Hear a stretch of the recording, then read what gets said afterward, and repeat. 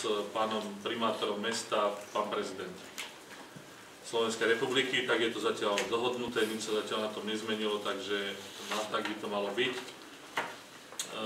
Asi informácie o tom, kto z tých zahraničných návštev príde, už máte, ale pre istotu zopakujem: prezidenti Česka a Poľska, minister obrany Ruskej federácie, ešte má byť štátna tajomnička ministerstva zahraničných vecí Bieloruska a ešte nie celkom potvrdená účasť zástupcu Bulharska, ale tam ešte nechcem hovoriť kto, pretože nemáme to zatiaľ na 100% potvrdené. To sú tie absolútne oficiálne návštevy.